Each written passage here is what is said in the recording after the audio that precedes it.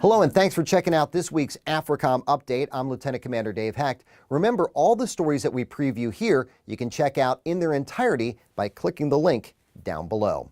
The big news this week is African Endeavor. The AFRICOM exercise kicks off this week in Garmisch, Germany. African Endeavor focuses on interoperability and information sharing among our African partners. Since it was first held in 2008, African Endeavor has trained nearly 1,500 communication specialists. We'll have more on African Endeavor as the week unfolds. As one exercise begins, another one comes to an end. Western Accord 14 is now over with troops from ECOWAS, the Economic Community of West African States, better trained in the event of a regional crisis. U.S. Army Africa led Western Accord 14, which involved 16 other countries and one notable first. This was the first time non-government organizations and local police also participated, making the training scenario that much more realistic. The United States and the nation of Comoros have signed a historic agreement that will allow both countries' militaries to operate more freely together. This is the 20th acquisition and cross-servicing agreement AFRICOM has signed with an African nation, the 100th for the United States around the world.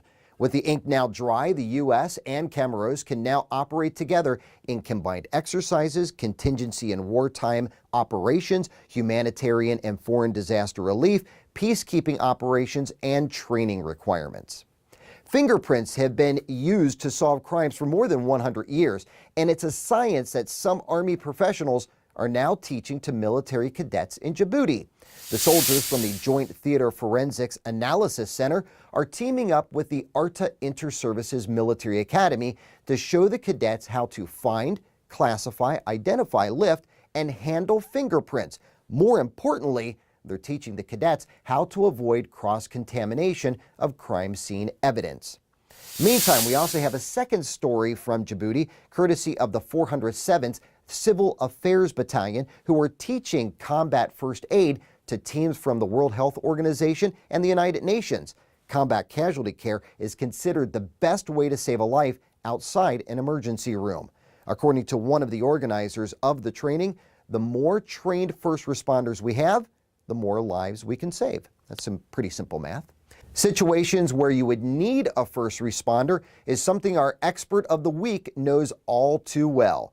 Mr. Jeremy Kanundik is the head of the USAID's Office of Foreign Disaster Assistance. He stopped by the AFRICOM studio to talk about what his organization does to help nations in need of help. When there's a disaster overseas, we will work with the embassy and with the local authorities in that country to support the response to that disaster. And so we do very little directly as USAID, and we do most of what we do through partnerships. So we will provide funding and resources to international NGOs, to the Red Cross movement, to UN agencies, who will then directly provide the assistance. And we work very closely with them on planning that.